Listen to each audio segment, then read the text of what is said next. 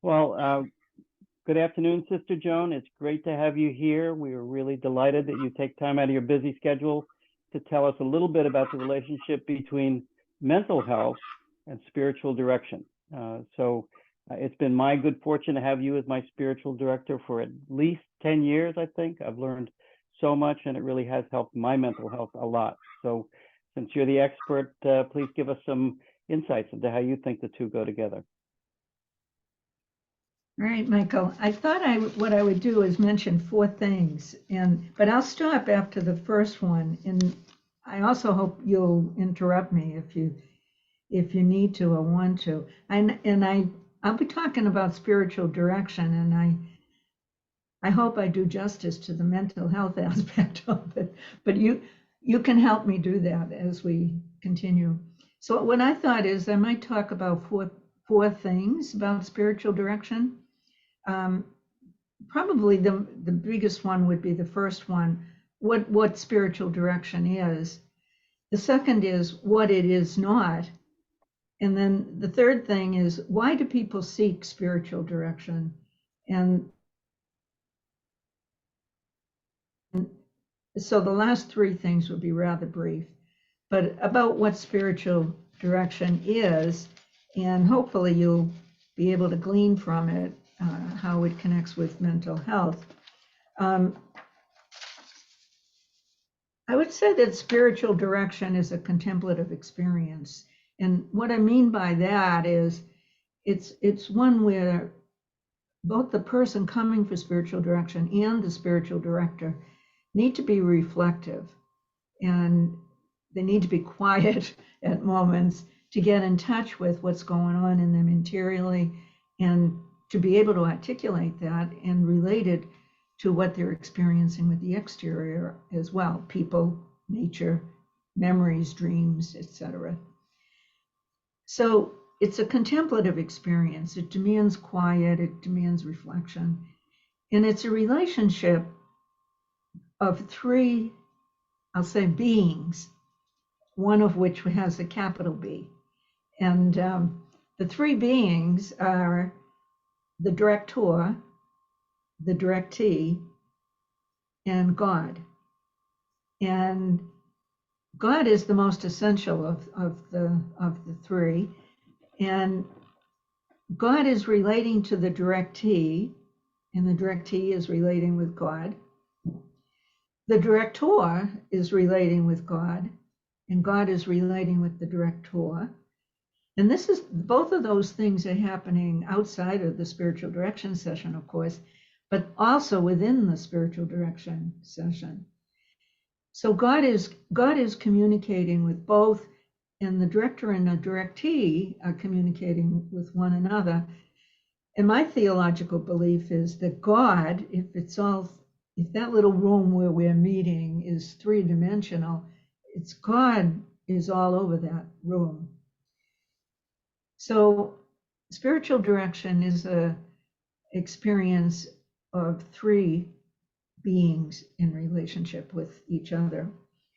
And the focus of the spiritual direction, and this would be different from the therapeutic focus, but the focus for the spiritual direction session is the relationship of the directee with God and the directee's prayer life, hopefully, which encompasses all of the directee's relationship, partners, work situations, social relationships, dreams, memories, any kind of experiences. Nothing is not in the spiritual direction relationship, just as it would be with a therapeutic relationship. But the focus is going to be, how is God being experienced, if at all, in all of those arena. So the focus for spiritual direction is relationship with God and one's prayer life. It's assumed that the directee will take some time for prayer, and that's what's going on outside of the session. I could describe spiritual direction as sacred listening. That's really huge, and that's also very true of therapy. And it's sacred listening. It's deep listening, which is a gift. And a lot of people don't have anybody who will really listen to them deeply, let alone about the sacred. It's a trusting relationship as well. The directee and the director have to have a one-on-one trusting relationship, just as would be true in therapy. And spiritual direction, I think number one, if I were meeting with somebody for spiritual direction, I'd really initially ask them, what are they seeking? And how are they viewing spiritual direction? Because you could come to me for spiritual direction, and I would be doing what I believe spiritual direction is with you. And I would only do that if I was hearing the same desire within you. So we would meet. But there are other people doing spiritual direction who would do it differently and who view it differently or view what I'm saying differently. So you do have to shop around to be sure you find a spiritual director who is on the same wavelength as you are. And it seems like one who would give you what you want, and someone who is trained and competent. Sometimes we think a priest or a rabbi or a woman religious is qualified to be a spiritual direction, but I don't think that's really true. I think they really need training, and you want to find a competent guide in spiritual direction. So it's a competent guide.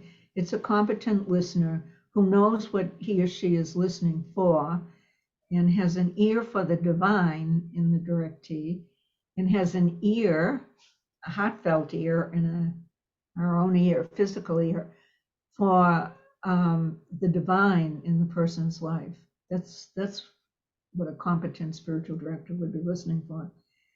And patterns in the person's experience of God in prayer and life.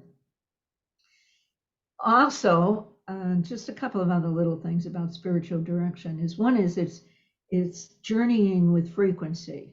Now people would say, well, how frequent should we meet? And I'll say, well, what are you thinking? You know, what are you estimating in yourself that you'd like to meet? And they might say, well, just at the beginning to get to know one another, could we meet a little more? Could we meet maybe bi-weekly or every other week? And that sounds good because it would build up the relationship a little quicker. Maybe even every week is a possibility. It's not like therapy when somebody oftentimes begins therapy and they're in a crisis situation. Spiritual direction does not necessarily begin with that kind of ambiance. So meeting every day or meeting several times a week is not necessary, but to build up the relationship, if it's a brand new relationship, that could be helpful. But the norm might be monthly. Some people come, it's a 12-month year, they might come every other month, or they might come 4 times a year. So it depends. But you would realize that the longer the period in between, the more disparate it is. People have a lot more to talk about, and hopefully they're paying attention during that 4 months. So when they come, they'll really know what they want to talk about and share. And if one is privileged to have a friend or a partner who will listen to the sacred, like will talk to you about God, what a gift that is. It's a tremendous gift. It's not spiritual direction. It's spiritual, I would call it maybe spiritual companionship or soul companionship, or soul friendship. But most often people come and they say, I don't talk about God or my prayer with anybody. And so you definitely would be doing that in spiritual direction. And that's what the director will also be encouraging the person to pray to, whatever it is they're experiencing interiorly. And this is where it really would overlap with therapy. Whatever you're talking about as a therapist with a client, and whatever the client wants to explore or deal with or grow in, what I, as the spiritual director, would be saying to the person is, would you be able to talk to God about that? And they might say, you mean talk? I never talked to God about those things. I said, well, God, do you think God would be interested in those things in your life, or is your God somebody who would only want to listen to the positive things in your life? So we'd talk about those kinds of dynamics. So that reminds me too, Michael, of the importance of images of God, which are often referred to in spiritual direction. And I think my belief is, number one, we cannot capture God in an image or even 100 images, but we do have personal experiences of God and images of God. So I think we hold maybe hundreds, thousands of images of God. We don't even realize the images of God that we're holding all at once. But if I asked a person in the session, what is God like for you these days? That would give the person pause to reflect on how are they experiencing God or imaging God or relating with God, and articulate that or try to articulate that. I believe God is mysterious, God is mystery, God is transparent, God is the God of the cosmos, and God is beyond all names and images.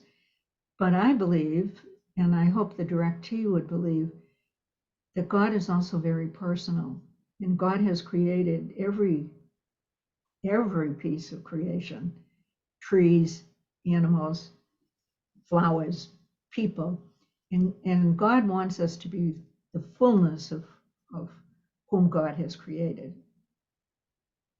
So those are all some things about spiritual direction. Is that helpful? Yeah, no, that's perfect, because it leads up to my next question, which is, I think you've really given us a good thumbnail sketch of spiritual direction and what you do and what the directee does. How does that relate to mental health? I know from your outline you have how it is like mental health and how it's not like mental health. So maybe you could tell us about each. Well, the last thing that I was referring to is, now this is my image of God. My image of God, one of my images of God, is a God who is luring us, always luring us and drawing us to be the best we can be.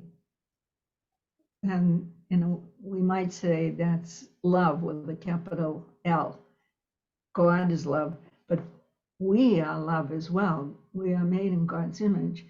So God is always calling us to be the best of who we can be, interiorly free and self-accepting, but ever opening to growth and deeper freedom. I think those are the same things you're seeking to do with individuals in therapy. Would you agree with that? I would. I was just thinking that as you said that. I think it's interesting. A therapist's mind is very similar to your spiritual mind, except that we're doing it kind of on this earthly plane, and I think you're open to a much higher or different plane too. So Yeah. whatever brings somebody closer to God, whether it's in a relationship or therapy or whatever. But in spiritual direction, it can be a lot of other things, mystical experiences or.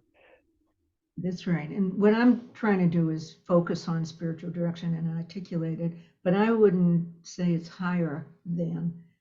It's equivalent to, and with relationships, therapy, anything that's helpful for the person to grow into the being God longs them to be. Now, I thought from your outline, you had some really good things about how spiritual direction is not like mental health therapy? Right. Well, that's the first thing, is that spiritual direction is not uh, therapeutic counseling. And a good spiritual director would know the boundaries between spiritual direction and therapy. I think it's possible for people to engage in both things simultaneously, but I think it's a challenge. And it's important, I think, if somebody is in therapeutic counseling, that they tell the therapist they also meet with the spiritual director.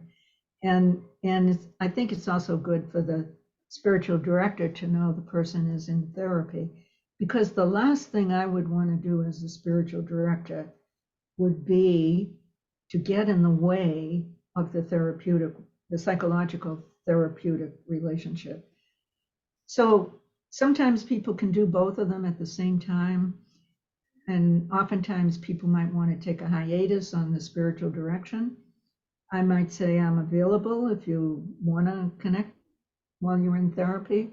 Or I might say later on, you might want to come back for therapy. I would not abandon the person at all. But I don't want to interfere with the therapy. And if I were seeing the person while they're in therapy, sometimes if we were engaged over a particular relationship or topic or issue, I would say, are you talking to the therapist about this? Because I don't want to interfere. I only want to help that therapeutic. So I hope you can hear deep respect for the therapeutic relationship, as I do, of course, for the spiritual direction. So I need to know too, as a spiritual director, when I cannot help a person. I don't have the tools of a therapeutic counselor. So I have met with people who right off the bat I know could benefit from therapy, psychological therapy. And I'll say that to the person, and they might say, but I want to talk to a spiritual director for a while. I want to come at it from a religious standpoint. Now, sometimes the person really wants the therapist to feel comfortable talking about God, because that's a very important piece to the person. So they're looking for a therapist who will be able to converse with them and include that in the therapy. But right at the outset, at times, I have said to somebody, do you ever think of going for therapy instead of spiritual direction? And they might say, yes, but I'd like to meet with you for a while. And sometimes that while is a year before they say, I think I really do need to go to a therapeutic psychologist and get some counseling. So I know the difference. And if I run into some issue with somebody, I need to seek counseling for my spiritual consultation as a spiritual director with a psychological counselor. But I'm not going to do therapy with the person. I'm going to just use my skills as a spiritual director. That's very important. It's also not pastoral counseling, because there often are people in a parish who do pastoral counseling, and they're not a psychological therapist, nor are they a spiritual director. But they can talk about a myriad of topics with somebody, and they can give them help. And I think a lot of rabbis and priests are pastoral counselors, but it's a different calling, a different skill from both therapeutic counseling and spiritual direction. Another thing that spiritual direction is not, and this would have to be clear at the beginning interview, it's not mutual sharing. And if I find myself talking about myself in the session, which I can do, I am very aware of that and monitor myself about it, and I make a resolution, plus reflect on why am I doing that? Because this is not about me. This is about the directee, and I'm getting a little off base. So I need to get supervision myself as a spiritual director, and self-supervise as well. So it's not mutual sharing. It's not paid companionship. It's not casual conversation. It's not chit chat. And another thing that I remember one of my directees coming one time, and when she came in, she said, well, I don't have a problem today to talk about. I'm saying to myself, well, that's good. So what is going on between you and God now that you don't have a problem? And, I'm joking a little bit about that, but it's not about problem solving. And it's interesting, that somebody, after seeing them for a couple of years, could think, I need a problem to come to spiritual direction, which is not the case. But I think that shows us a good way to sort of work to the end of your talk here, which is, how about the opposite? Can you give us an example of how spiritual direction has helped somebody's mental health?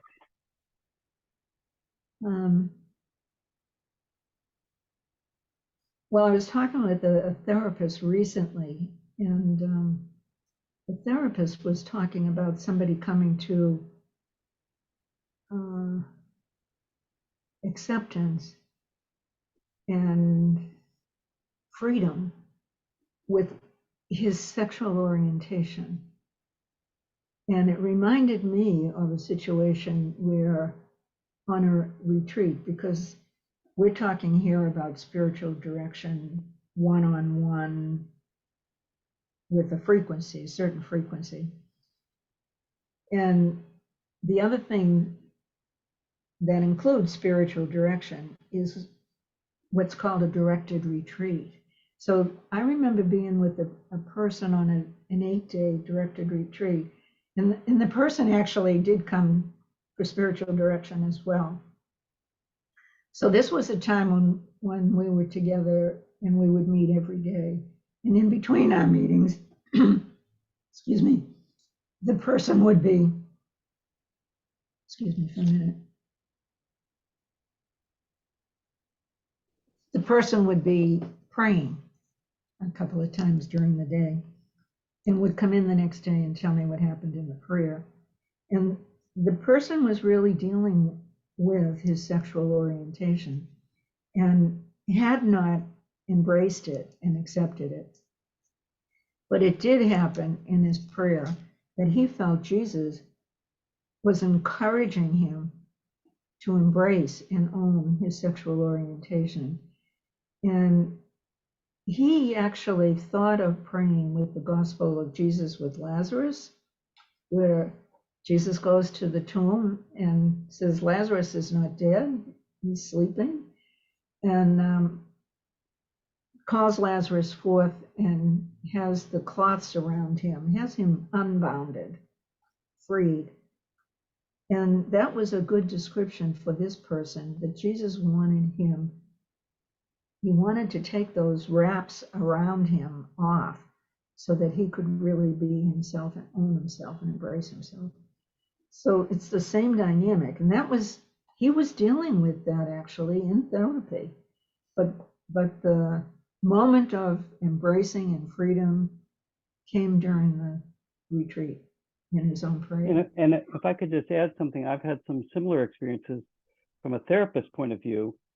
And for weighty issues like the one you described that have all kinds of cultural and familial connections, I've also seen people come to a resolution through prayer as well as through therapy. Because in therapy, it's just he said, she said, it's all relative.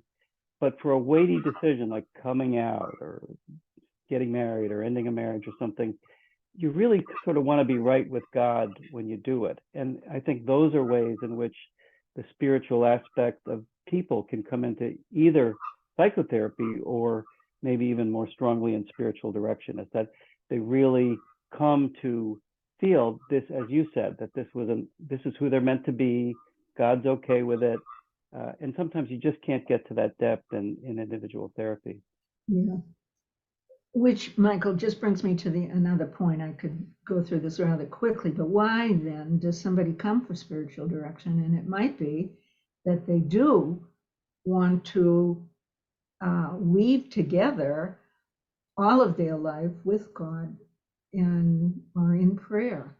So they want that. They don't want these experiences in their life, their prayer, their vocation, their ministry, their calling, whether they want to be a doctor or a priest.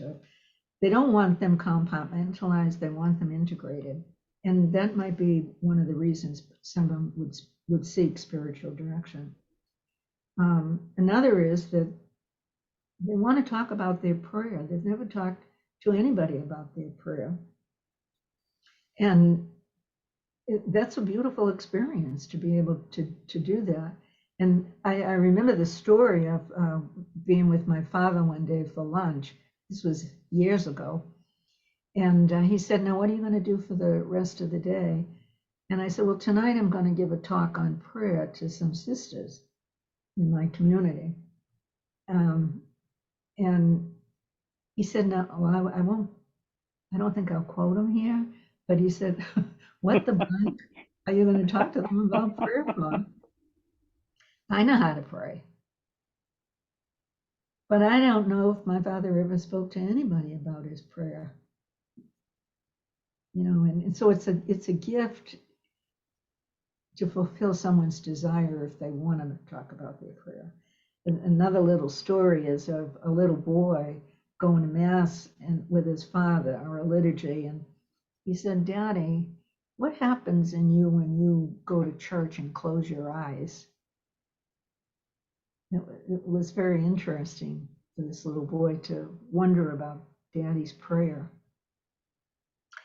Or they might want to talk about their life journey in the context of faith. Now,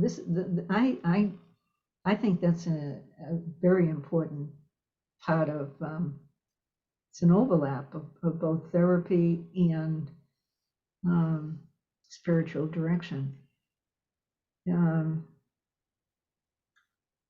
People want to. I often say to people, "Have you ever you've looked at and prayed about your faith journey?"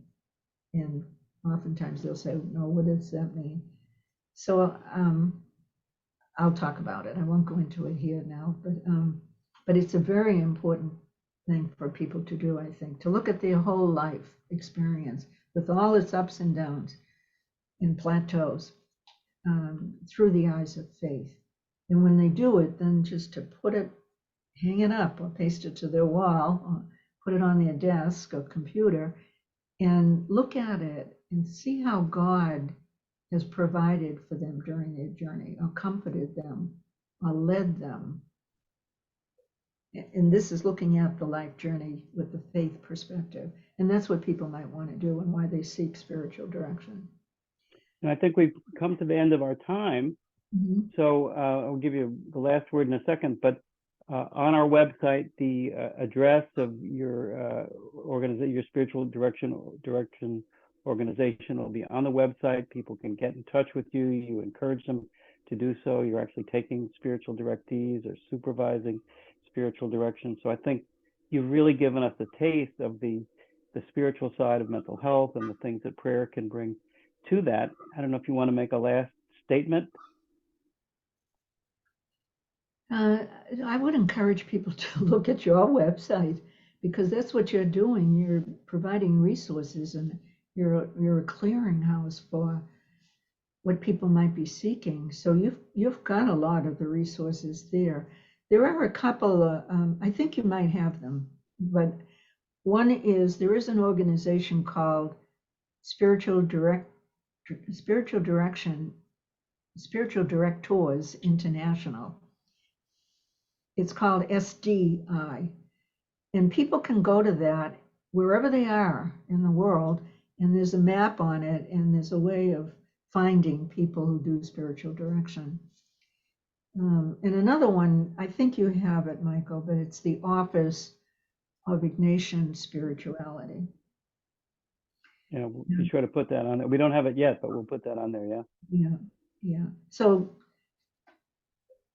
and the other thing, this Spiritual Directors International encourages people to ask a director if they could meet with them to talk about spiritual direction, and some questions to ask the spiritual director. It's almost as if the people coming interview us. And I'm wide open to that. And I will ask the person in an interview, are you seeking a spiritual director? And what are you coming today for? Spiritual direction, or just to meet and see how I think of and do spiritual direction? Because there's a big difference between that. And they might say, I am trying to meet a couple of people to see where I feel it might be best for me to land. So a competent spiritual director would be free about that and encourage it, actually. Well, I don't remember if I interviewed you before I started to see you, but I must say that the match has been great, and the ability to talk about everything with you in a way that's really comfortable and just the biggest possible pictures I could ever imagine. As you say, to talk about matters of faith, which you don't get to do with most people. So it has really benefited my mental health, and I just can never thank you enough for all the time you've spent with me and for the real contributions that's made to my life. So thank you. You're welcome, Michael. You're welcome. And keep up your good work here. Thank you. Thanks for the plug on the website too. Thank you. Bye now. Bye-bye.